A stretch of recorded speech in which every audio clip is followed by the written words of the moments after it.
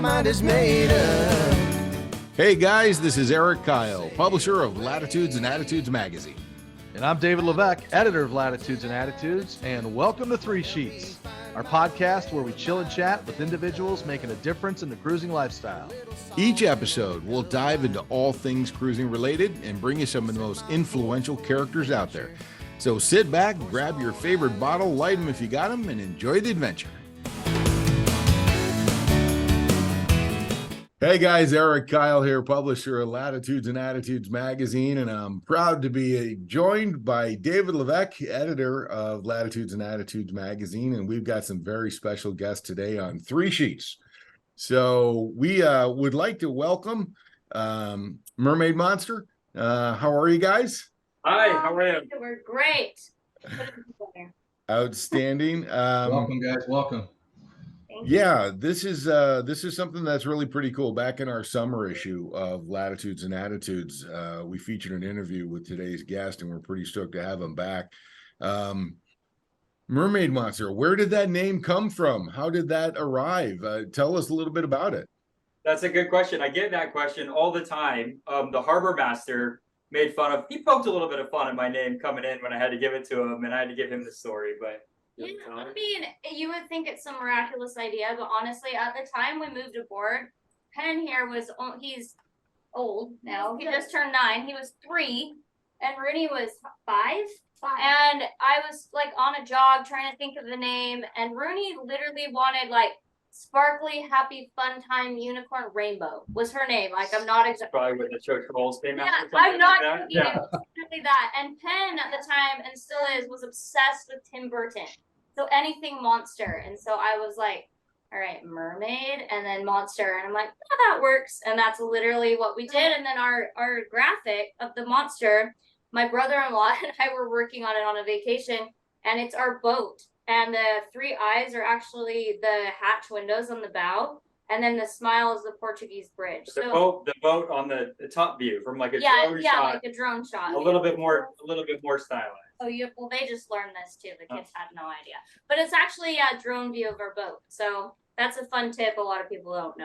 So this is Mermaid Monster. We have Brooke, Braden. The kids are Leo, Penn, and Rue. Yeah, that's it. Good job. Okay, so Penn, raise your hand. Rue, raise your hand. Leo, raise your hand. Oh, it's already up. Perfect. He's like... Again, thank you guys so much for joining us today. Yeah, absolutely. Rue's got a pretty awesome head of hair there. Check that out. Yeah, look at your sweet braids. With her puppy hair. Well, Penn too. Look at the hair on Penn. My goodness. So David's actually getting to that age now where he really notices other people's hairs. And he's kind of a little jealous, so we might have a few references to people's hair during this interview. I wear hats. Be patient with them. I'm follically challenged, but that's just the way it runs. So listen, I know that I read from your bio. I really want to get into this first. I read from your bio that you guys met at the University of Utah. Yeah. So I've been meaning to ask this question live on a podcast for so many years now. What's a ute? What's a ute? What's a ute? You're gonna put me to the test, but I thought it was it's a Native American tribe is what it is down there, the Ute Indians. But I think they got in trouble for that. Americans. I don't think they're allowed to be that. Are they still that? They changed the mascot after we left. Yeah, I don't even know what it is now. But we got in trouble because we, like at games, they would say like how and do all the references, and you can't do that. Sorry, he's telling me to not be politically incorrect. But yeah, I think that's legitimately. I think it was a Native American tribe. So we can basically say, Eric, that we're interviewing a couple of Utes. Yeah. Well, kind of like on My Cousin Vinny. Your Honor, the Utes in question here. All right, I digress. My bad. David, that's exactly where I went with that. That's exactly where I was going with that. Yeah. That whole entire dad joke process was leading up to a My Cousin Vinny reference. So, all right. So are you guys from out west? Yeah, we are. I grew up in California. Yeah. And I grew up in Utah. So okay. I went to the University of Utah. We met out there, and dated for a couple years, got married, and then moved out. He gave me an ultimatum. He's like, I'm graduating, so either marry me or I'm leaving. And so I mean, he forced me to marry him. I'm just That kidding. works. It works. It works. You put the pressure on. It works. We moved to California, but one of our first conversations we had was actually about boating, which is weird. Literally, Like our first date, we talked about Yeah. living on a boat and cruising yeah, all over. So yeah, and then we ended up doing it. So Yeah. So you guys, well, yeah, and you guys, that was my next question. I mean, you guys started living on Mermaid Monster, which is a Nordhaven 55. So we get a lot of sailors in latitudes and attitudes, but we're getting a whole lot of interest on the power cruising side lately. So this is so exciting to interview you guys. You jumped on Mermaid Monster in 2018, right? yeah. Has it been that? Yeah, I guess. Yeah, 2018. Oh my goodness, time's flying. I know, right? What led to that decision? And so you had, I mean, the other two kids were around at that time, right? Yeah, 3 and 5. So they were just little. I mean, a whole lot of things, but we kind of just realized like we were looking at the next phase in our life. What did we want to do? And it was either, build a bigger house in Newport Beach, California, and kind of follow along that path, put our kids in fancy private schools. That's what everyone was doing around us. And we actually headed down that route. And right before we were going to demo our house, we just stressed our architect out to no end. And we're like, actually, just kidding, psych, we're not doing this. We're going to buy a boat. And we literally did that. And within, 2 months? Maybe a month. Within 2 months, we put an offer on 3 boats. We got rejected on 2.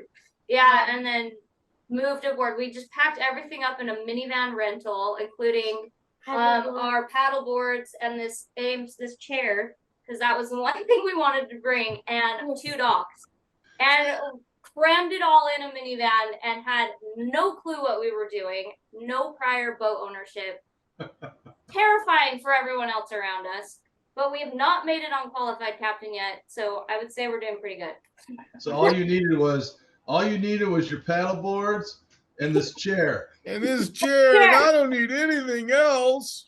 That's it. That's all we needed. So little Steve Martin reference there. So let's talk to the kids. Kids, how what do you think? How you adjusting to this? Is this fun for you? Or are you like, man, I really want to go play basketball with my friends at the playground, but instead I got to go fishing?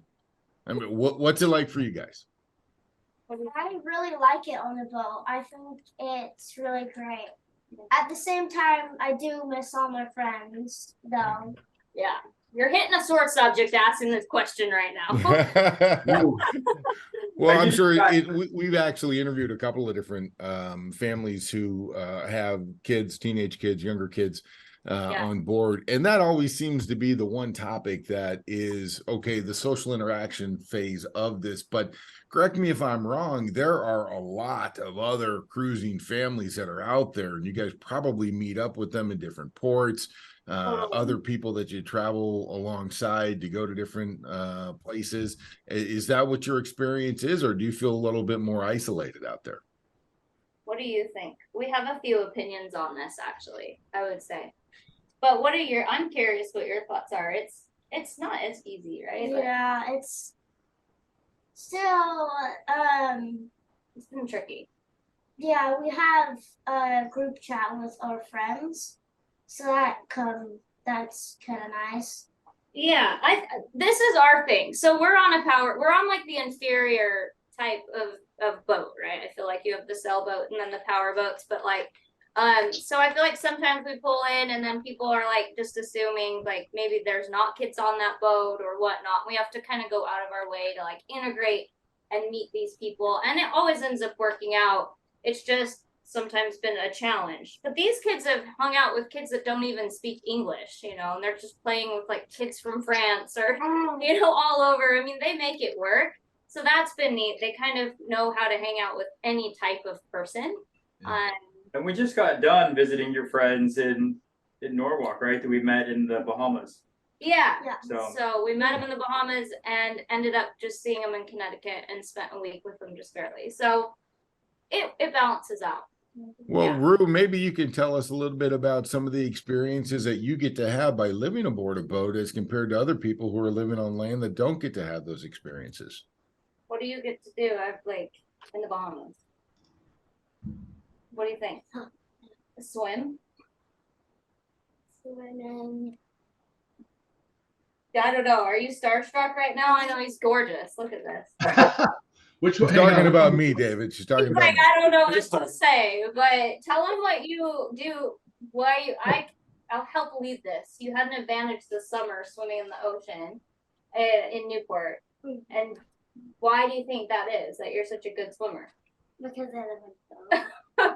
Rooney's a crazy good swimmer, like a really good swimmer. And she did some competitions this summer that she did really well in. And I think that's one advantage. She had to do a mile swim, and she came in like fifth out of all the girls her age, and there's like 800 kids. Yeah. So Oh she's my Swim a goodness. mile? when it comes to swimming. Yeah. Yeah.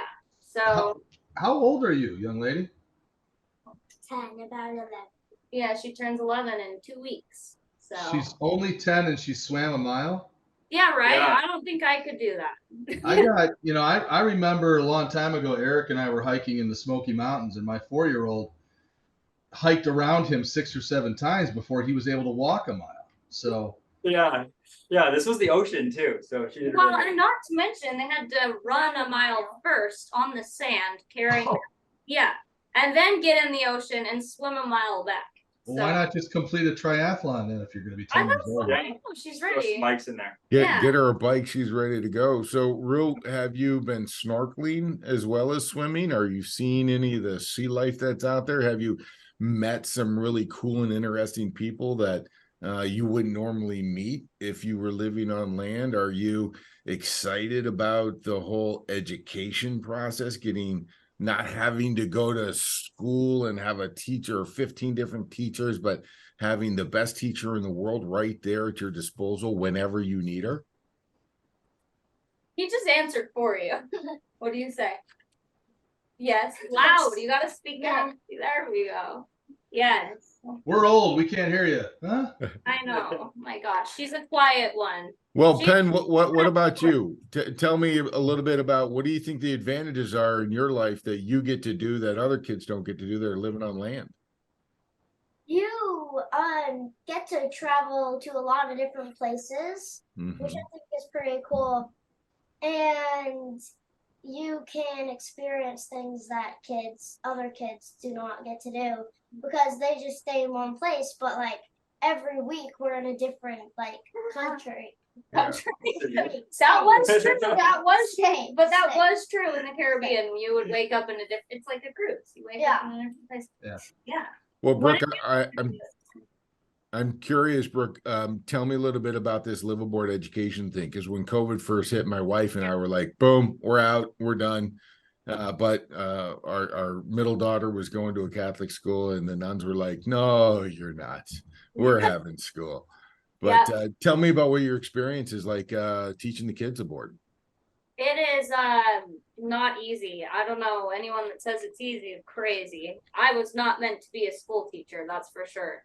But we do it and we're getting it done. And I actually have help now. They do online tutoring, which has dramatically taken pressure off of my shoulders, and it saved a lot of fighting. So that's been very helpful. The internet while cruising, and even in just the last 5 years, has become A lot easier. a lot more reliable with different options. So we can always kind of get them on, and they have a tutor that kind of keeps them on track. And they do that like 3 days a week for about an hour, 4 days a week. And that works. But the one thing that makes it a lot easier opposed to homeschool at a home is that you're moving in so many different places that there's always an educational activity to do, which really spins it up and makes it so it's not so. I don't think I could do homeschool at home. I think that would be quite challenging. But because there's all these different cultural experiences that they can get from all the places that we're going, it makes it a lot more doable. Oh, like in the Bahamas, I was laughing this morning and you're like, remember when we went pot farming in the Bahamas? And I was like, what? What? No, we did not go to a marijuana farm. What are you and then I remembered, the Bahamas, they like plant things in holes in the ground. They call it pot farming. Because it's all rock. It's all rock, and there's little holes in the ground. Yeah. They fill them with soil, Then they call that a pot, and then they farm in the pot. Toy. Yeah, and toy. Yeah, exactly. And so like these kids learn random that day was all about planting in rocks, you know, like vegetables, and he let us sample that. Banana spiders. Banana spiders, and these kids are full of random facts. That is for sure. So it sounds like, I mean, the homeschooling aspect is challenging, but the field trips are really awesome. They're really awesome. Yeah. Exactly. And there's a field trip every day because Well- if there wasn't, I'd go crazy. Is the daily grind for you guys very routine oriented, or is it something new's popping up all the time? You guys are going 50 different directions every hour.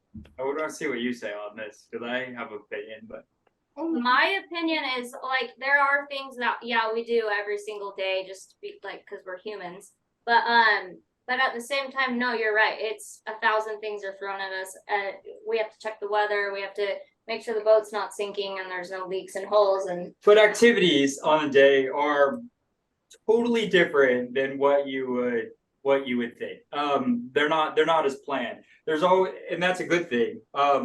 Like it's not glamorous. we get like last time we pulled into a city in the Long Island Sound, and someone called us up and said, "Hey, do you want to go to the Dave Chappelle show? It's in New York City." And that was really a quick decision just to make. There's always new plans because we meet new people, and then they have plans, and we join along. And when you're meeting new people, it always. Okay, so hang on one second. Let's just focus on Dave Chappelle. Not exactly family oriented. So what? Not the family didn't go. No, these guys went. What do you do with that? Just put them in a closet and lock the door? Or do you find a babysitter on the fly? What's up with that? Oh, just Braden went. I stayed back. Oh, okay. I know, right? So, Yeah, it's hard to do the babysitter on a fly thing. I don't think we've done a babysitter at all. So something like that pops up. Do you guys play rock paper scissors to decide who goes, or what? I actually am the one that got invited, but I made him go instead. I was like, brownie points. Now That's I can okay. do whatever I want. That's a get out of jail free card right there. No, it Care- ended up being great. Care.com. Care.com. Care. Care.com. Care.com. Our daughters, we have 3 daughters. We used it quite frequently when we wanted to go have some mommy daddy time. Yeah, it's a good idea. I think the kids could use that too. I mean, we have some other boats that are like family to us now, and we're actually meeting with them pretty soon. We're meeting up with them, but they babysit our kids. Just the other guys, Solely Coast. I mean, so that helps. We dump them with other people as frequently as we can. Well, in speaking about the day-to-day routine stuff, Braden, you might be able to help me out with this.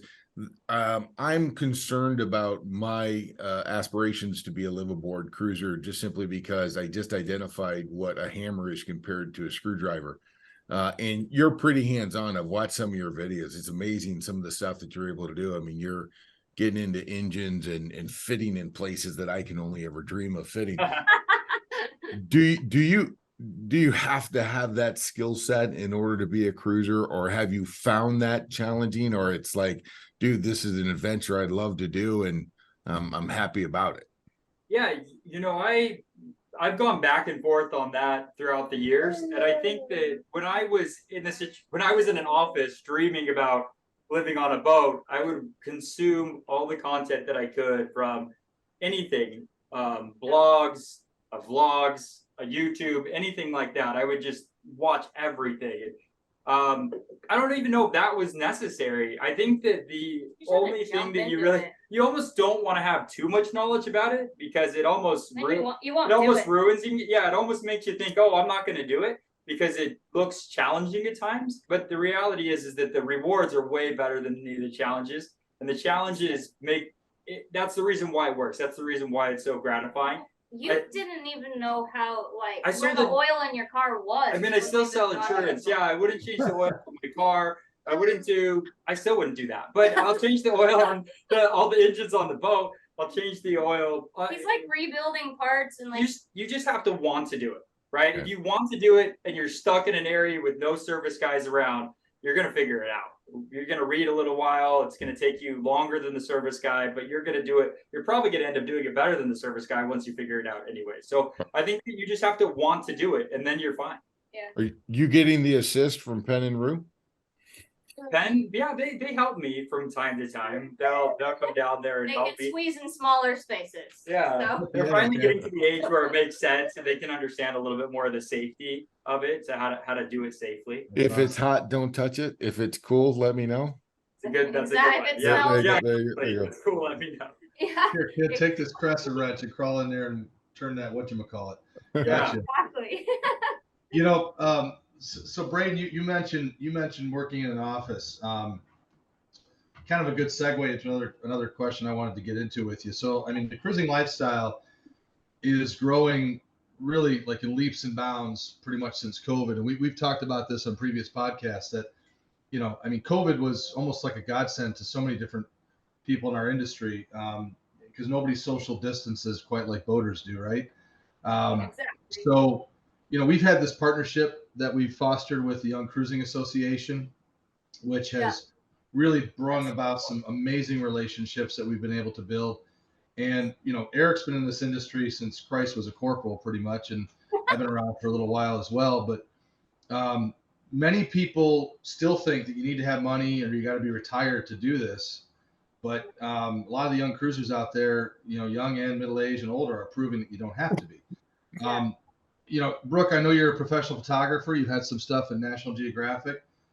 Braden, you sit in office. Are you guys still actively working, both of you? Oh yeah.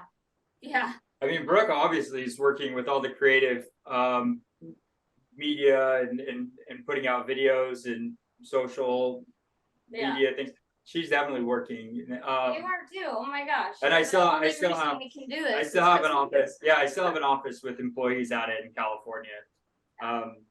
So it's a lot of managing. It's a lot of behind the scenes that people don't see. Is yes, we're working really hard to make it all work. To the point that you had though is that I have a lot of people that tell me, hey, I wish I could afford that. And I think that there's people doing this on every budget that you can think of. There's people doing this on really shoestring budgets, and they're going to the same places as the people that are doing it with crewed yachts. And I think that that's really telling. I think if you have the desire to do it and you want to figure it out, just move forward with it. And the main thing that I see that makes it work for people is when they cut off the strings at home.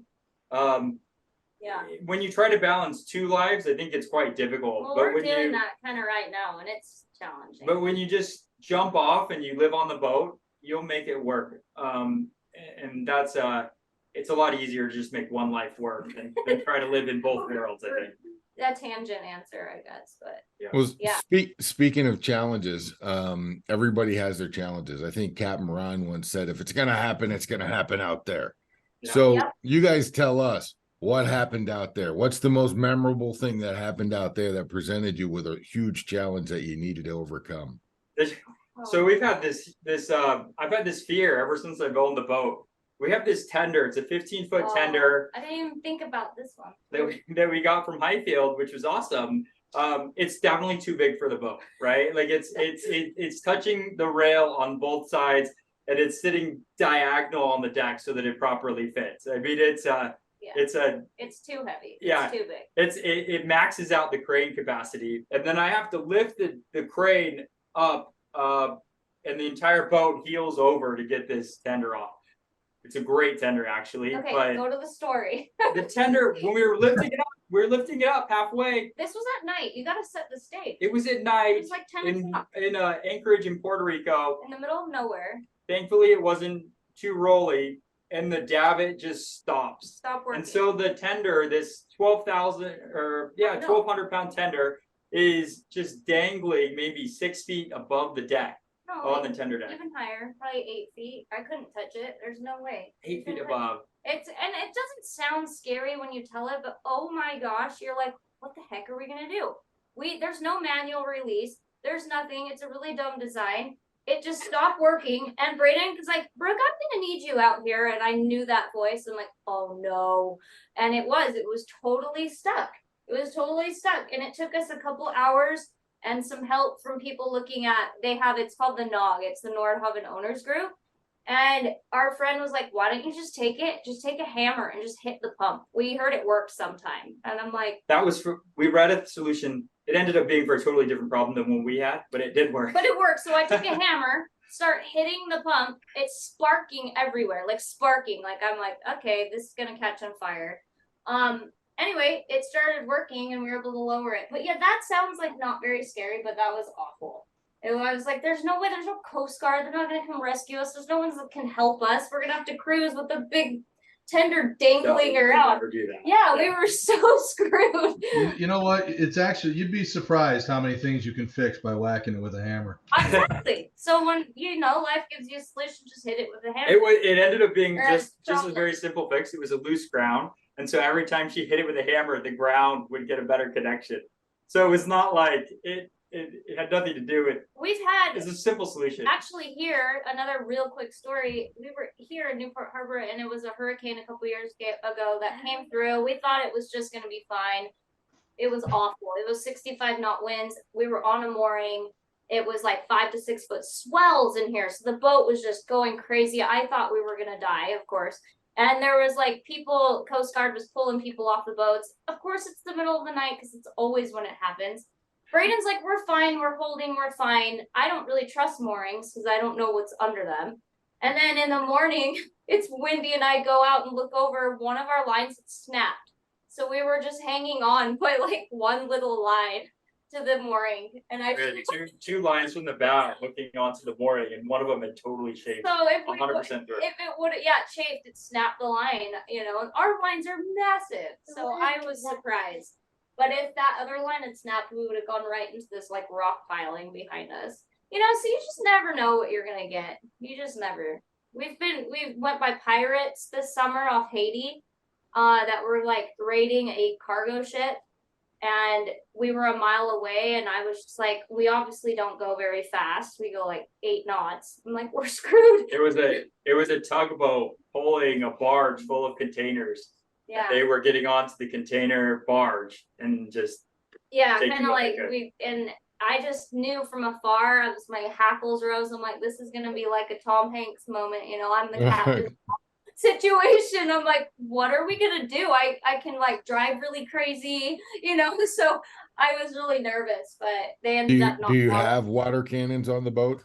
No, but we got a lot of other things we can talk about. It shoots at like 40 psi. It's really good.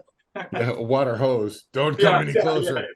So Exactly. exotic. Could you expand a little bit on some of the exotic places that you guys have been? It's wonderful that you're here up and down the East Coast, it sounds like, but you've gone throughout the Caribbean, and have you gone beyond that? Any other exotic locations, or what would you say are some of the highlighted locations that are exotic that you have been to, either here in the East Coast or in the Caribbean? So honestly, it's really funny. We get that a lot, and there are so many places. So we've gone all the way down as far as to Grenada and stuff, and all the way to Maine or whatever. But everyone told us going down through the Caribbean, you're gonna go, you're gonna do it. We're not gonna change your mind, but then you're gonna be so happy to come back to the Bahamas. And honestly, we've traveled a lot outside of the boat too, to exotic places. I would say for me, the Bahamas is one of my favorites. It's so easy and beautiful, and it's just like you set it and forget it. You're not worried about the holding anywhere. There's a million places you can go. I mean, you check in once, where the Caribbean, you're checking in to different countries, and it's kind of a hassle.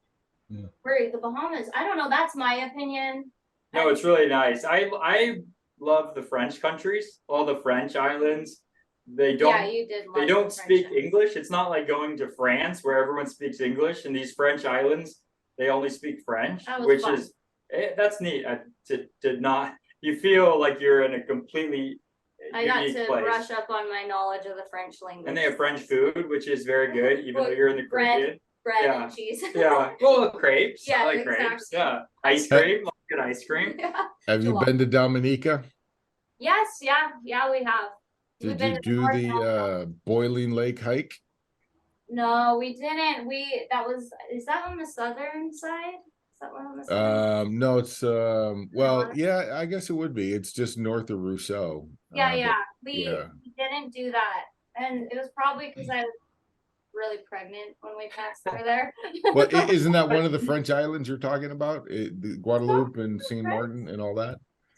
Or I think Martinique is kind of, you love Martinique. what Yeah. you're referring to, but Dominica was cool because we would go on hikes, and I remember one hike that we did just had mangoes growing everywhere, just wild mangoes. So when you got hungry, you just grab a mango and just start eating it. That is the luscious island we went to, and like just the produce that they grow there was ridiculous. It was insane. I mean, so you guys are from West Coast area, but you've been cruising basically the entire East Coast. Have you been cruising? Did you pick up the boat in the East Coast? Yes, we did. Southport, North Carolina. So okay, do you plan to head west? We did plan to before, so 2020 actually, we had all the permitting done to go through the canal and the agent line, figured out, and the dog had all the shots, and then they shut everything down, and so we're like, we don't want to get stuck in another country and not be able to like get the boat out and stuff. So we never went through the canal. We're kind of deciding after this season, like, where are we going? I'm not really sure. We've talked about going all the way up to Labrador and Newfoundland, and then even crossing over to Europe that way, like the high route. We have the boat for it, or we'll go. Yeah, we could go through the canal and do Mexico and all that. Do you guys still maintain a house out west? We do. Yeah. Okay. For the first, it's really small. Yeah, for I the wouldn't first call it a house. It's maybe tiny. 3-4 years of cruising, Yeah. we had renters in the house, which was nice. And then when Brooke got pregnant, it became really hard we went back to California for all the doctor's appointments. I'm tough, but I'm not tough like some people where they're birthing their babies on a boat. I'm not that. And we were living in a 25-foot travel trailer with the whole family, and that just wasn't easy to be pregnant and to have. We had 2 dogs at the time, 2 kids. That was So then we kicked the renters out, opened up our little house, and so we've kind of compromised with the kids. When I was saying you touched a sore subject, because we lost Penn, by the way. Where did he go? They're kind of getting older, and there's some programs in the summer in California that they like to attend. Like we were saying, the swim thing she did is a city program, and then Penn's this summer has been surfing a lot and sailing, so he can now tie a bowline, which is handy, and that's why I'm proud of him for that. But so we've kind of compromised life back and forth a little bit more.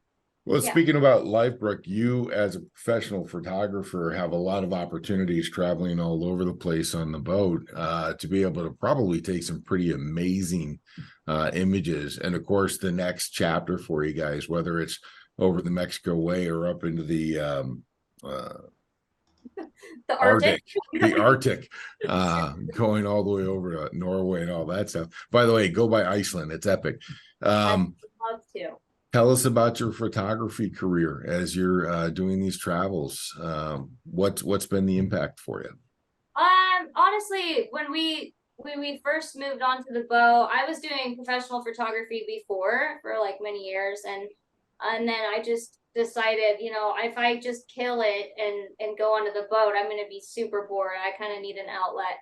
So I picked up a video camera and started teaching myself how to edit. I'd never known how to edit a video before, and jumped into it. And then as far as stills, just taking good family pics, and it's been fun. We've worked with a lot of different brands. We have a few that we kind of are diehard brands and clothing brands and different companies. And I maintain it just by doing collaborations with them. And just my own personal book. I make a book every year, and it's been fun, since Rooney was little, to just go in their physical books. A lot of people, you take 1 million photos a year and you never look at them again. So this has been a good way to consolidate them and be able to just look at them every year. But I don't even know if I answered your question, but I'm working regularly, I guess, right? I don't know. That's awesome. Rue, Rue, can you tell us a little bit about some of the things that you love to do on the boat? What's your favorite thing? Your favorite? You gonna speak? Or are you gonna be too shy? What's your favorite? Everything. Everything. It's very specific. That's a good answer. Mine is eating, but that's just me. So You guys are so engaging. Look, he fell asleep. You're so yeah, entertaining I today. was gonna throw some questions out to Leo, but I I'm figured actually I'll just so happy. we have that effect on people, large and small. So, yeah. you know, Eric's middle daughter recently completed a season in the BVI's that might be interesting to Rooney. Eric, why don't you tell him about that? Yeah, so if you guys haven't heard of it, it's called Sea Trek BVI. It's 3-week camp. I think you have to be 13. Yeah. But yeah, take a look into it. They taught her the first year was open water diver certificate, advanced open water diver certificate. I think she did her ASA 101. Okay. And they got involved with tagging turtles and planting corals and all that kind of fun stuff. She went back for her second year when she was 14, somewhere Okay. around there. I think she might have started when she was 14. Second year was 15. And then this last year, this last summer, she's in between junior and senior year of high school. She did a 7-week internship. She got her rescue diver the year before. So now she has her master diver certificate. And I think that she's licensed all the way up to ASA 104. So she's 17 years old now. She can charter you on a boat and teach you how to dive and go out and tag some turtles. That was That's your awesome. goal, was to get scuba certified, because you're 10. I think you have to be 10, is what we had heard. And you guys were gonna do that this summer. What happened? We got busy, I guess. But yeah, she would love. She's not afraid of anything in the water. We were swimming in the Bahamas like this past season, and there was a shark swimming by her. You know, most people would jump out of the water, but if you put a crab next to Rooney, she'll start crying. I mean, like, but a shark is fine. You know, she doesn't care. She's made for the water. She's definitely a mermaid. You know, Well, you guys so mentioned the Bahamas. You guys mentioned the Bahamas and being a favorite place of yours. We have a event called Share the Sail that has been part of the Latitudes and Attitudes magazine for a number of years, and Yeah. we are doing our first as since we took over this magazine a year and a half ago, this coming November in the Abacos. So if you guys happen to be in the Abacos the first week in November, just join up with us, you know, and We'd love that. Yeah, we were hang talking out. about it actually heading over there, because we're gonna be in like the Chesapeake area, and it's actually not a bad hop to the Abacos from right there. So maybe. What do you guys do? What kind of event is it? I think we have 8 different catamarans that we're going from Marsh Harbor to all these different locations, and we're gonna have bonfires and music and pig and a stick kind of thing, and just going out, hanging out with a bunch of our readers on these boats for a week down in the Bahamas. So first time we've ever done it. So what do? I have no idea yet, but we're gonna have a lot of fun doing it. Yeah, I It's think just bonfire. a giant flotilla, you know, and anybody that's influencers and channels, you know, Power Sale, whatever, readers of the magazine that want to join us are welcome to do it. And if That's you guys are there, we'd love to have you. yeah. Will you guys be in Annapolis? We actually have. Do we still have that reservation? There's a good chance that we have a slip there if we want it. So during the show, so we'll see. That is, we never really know for sure, but we do have a spot if we can make our way there. So We're having a huge subscriber party on Tapapussers that Saturday night at the Annapolis show. We've had anywhere between 500 to 1,500 people there. Love to have you buy you a drink. So Well, that would be the sales show. So you guys would have to be around for that portion of it. I would yeah, imagine. that's a fun show. We've been around for that before, and just like I said, we're the interior human beings there. But no, you're just on the dark side. It's okay. I understand. You know, I've watched all the so Star I Wars wouldn't movies. I understand the attraction to the dark side. You're fine. I wouldn't consider inferior, but I do want to ask this question because I was, you know, reading the bios on the website. Brooke had mentioned, besides professional photographer, said licensed captain. Yeah. Who was captain first? You or Braden? Oh, Brooke has a captain's license. I do not have a captain's license. I'm a professional boat fanatic, is all I am. No, So. Braden is just as much of, if not better captain than I am. So, but I do, I got my like 110 license and did all that. Just why not? It was fun. But yeah, I've been hearing that a lot lately. like the girl has the license and the guy doesn't. Like there's a thing going around. I feel like Well, what did a girl need a license? I don't think. Hey, No, I know. we'll watch it. No, I'm just kidding. I'm just asking. No, I think- One of the videos that I saw of you, Brooke, was when Braden took the boat up North Carolina, like 100 and some odd miles overnight. Yeah. It was the Yeah. first time he did that, and you were talking about how proud of you were of him. And it Yeah. was almost like, well, okay, she's the skipper and he's Gilligan kind of thing, but not necessarily the case. No, it was just a matter of, honestly, the true story to that is we had just come up from Florida and it was a horrible cruise. Like we were in the Gulf Stream with, wind and current against us. It was just, we had to get north because of insurance and it was just awful. And I took the kids off and I was like, peace, I need a break. It was too hard with the baby being seasick for like 4 days. And he was just like, I'll do it. And we've gotten some funny people that are like, oh, there's a lot of people that solo sail, blah, blah, blah. Sure, they do. But he hadn't taken the boat by himself. This boat is a ship. It's not like an easy little boat. I mean, there's so many systems to this boat. I mean, as long as everything goes right, it's not, you just have to stay awake. That's the hardest part. But if something goes wrong, it could get quite challenging. Yeah, and he was going through narrow cuts and shallow stuff and overnight and in and out of inlets and through bridges. And it's just tedious when you're staying awake for 24 hours. And it wasn't like open sea where you can just take a nap. Like he was actually boating. So yeah, he did that recently. That was really cool. I was impressed. Brought it in, docked it himself, got it all tied up. And then I got to be like, just waltz in and be like the wife that doesn't do anything. That hasn't happened in 6 years. So you came out of the cabin with a few bonbons saying, are we there yet? Yes, Yeah. exactly. Good. Way to go. Braden. Well done, Braden. I got a 2-word question for you guys. Sure. Any regrets? Absolutely not. That's an easy answer for me. Regrets? No regrets at all. I think it's really developed who we are today because of all the experiences and everything that we've learned. Yeah. It gives you a perspective it gives you a broader perspective of life.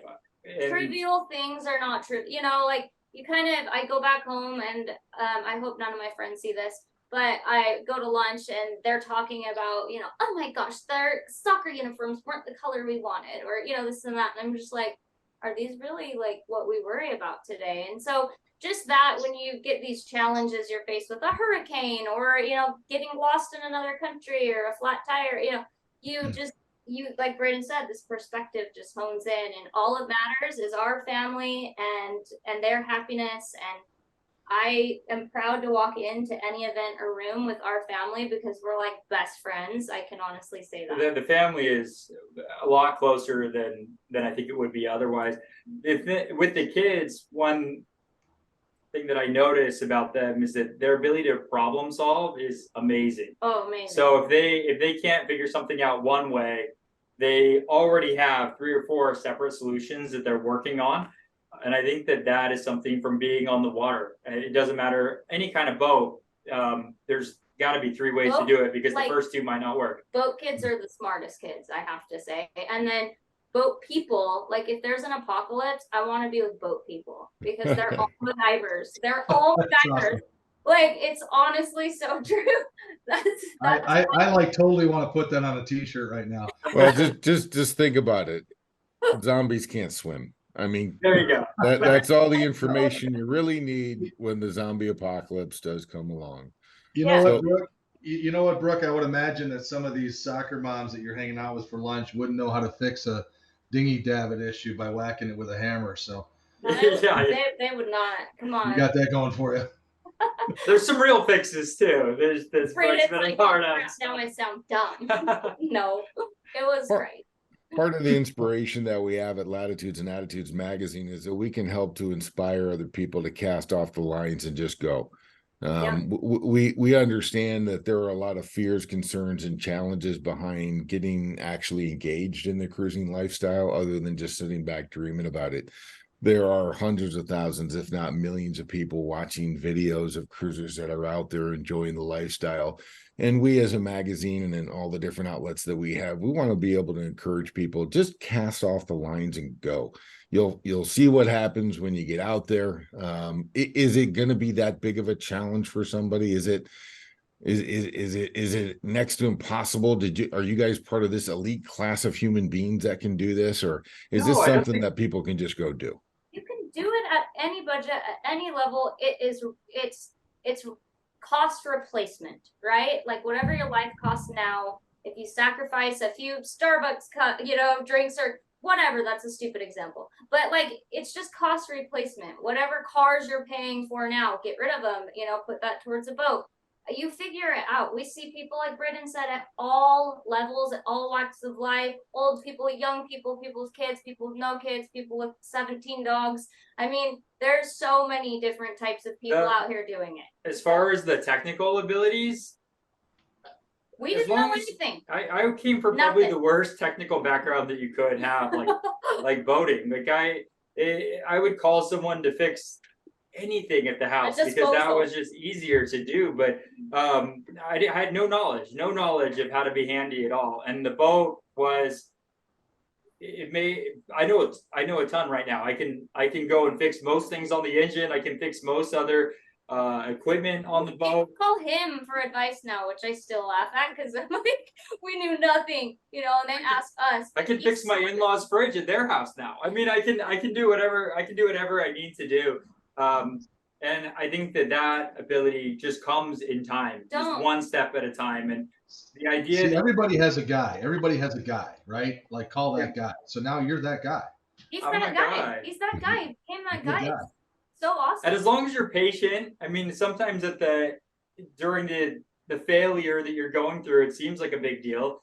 But afterwards, it gets easier and easier, and you look back on it, and you're happy that you're the one that did it. You're proud Don't of get it. us wrong. It's not all rosy. Like there's been times where we're both broke down in just tears and ripping our hair out. Like, what are we doing? Why are we doing this? This is the worst decision. And then like the next day, this is the best decision ever. Like you're bipolar on the boat. Like you really are. You're all over the place, like emotionally. But like you said, don't wait. You can't wait. Because we hear it all too often. We built a boat and then my husband died because he was, had a heart attack or whatever. You never know. As that's cliche saying, tomorrow's not promised. It's not. And Well, so, a lot of people are like, you're never really ready to have kids. You just they're do. not. You're never Yeah. really ready to get married. You just do. Usually, Yeah. person. And you're never really ready to go. Just enjoy the cruising lifestyle. You just You're do not. it. You just have to go. Don't overthink it. The more you think it, the less likely that you are going to go do it, And- I would say. Online and things, you see all those, there's entire social media pages that kind of show off people's failure and boating. And I think that I've done a lot of those things, right? Like I've done a lot of those stupid things that people would make fun of. There's just no one with a camera. And I think that's part of it, is just to go through it and learn from each mistake. That's how I learn the best. And it's okay. Just keep on, just don't do it twice and you're okay. Seriously, you can make every mistake at least once. Fair enough. You guys think you'd ever try sailing? Yeah, we talk about that all the time. I got Ped.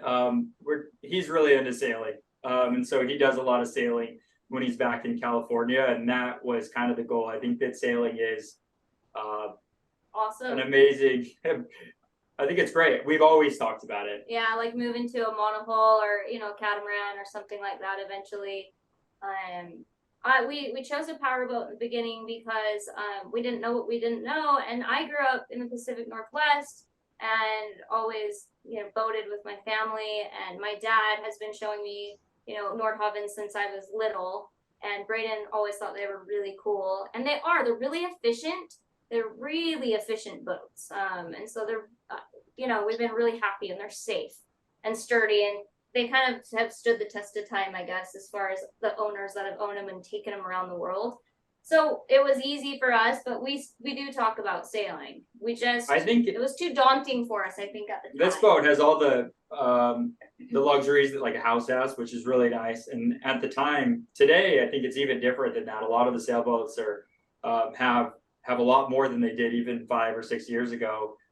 There's some incredible layouts. Yeah. To me, sailing is just because I'm not good at it. I don't really know how to sail, and so I'm not going to learn until I buy a boat and actually start doing it. And I think it's just one of those things of just being a guy. You just want to figure that out. And if I buy a boat, I know that we can figure it out and have that skill set. So we might eventually segue to that. That might be, we talk about it all the time to answer your question, I guess. But yeah. Well, it's definitely not a speed factor because you can get 8 knots in a sailboat fairly easily. Yeah, absolutely. Well, what about some of these this isn't a fast these boat. catamarans that are boasting way faster speeds than that? Well, I didn't want to affect your, but that's I amazing. didn't want to affect your ego by telling you that most sailboats are going to go a lot faster than you. But There you Oh, go. you absolutely. understand. You Speed is understand something where that I'm I would coming do, and it's free speed, right? Or it's pre-bought speed with the from. sail. Right. Yeah, pre-bought. I like that. We are a fan. That is a really good way to put it. We're a fan of the speed. We're getting kind of tired of going slow. I would like to be able to pick it up a notch. So, yeah. Anyway, So new boat plans, pretty comfortable where you're at, or are you thinking about doing anything on coming up here? we talk about it all the time because the kids are getting bigger and we're running out of space. But right now, I think we're just holding tight. We have no idea. I mean, I would like to say yes. What do you say? We're always keeping our eyes open, but Yeah. not in the near future, that's for sure. Yeah. You guys sound just like me and my wife when we talk about the next boat. So what do you think? No, what do you think? What do you think? No, what do you think? Exactly. Oh, I want a bigger boat. Well, maybe sometime in the future. Yeah. Been there, done that, guys. I know exactly where you're coming from. But dude, you're on a 55 Nordhaven. You are living the dream right now on one of the most incredible boats ever built. So I congratulate you guys. And I wanted to thank you guys so very, very much for your time today. We're going to try to bring this to a close. David, are there any other questions that you had for our guests?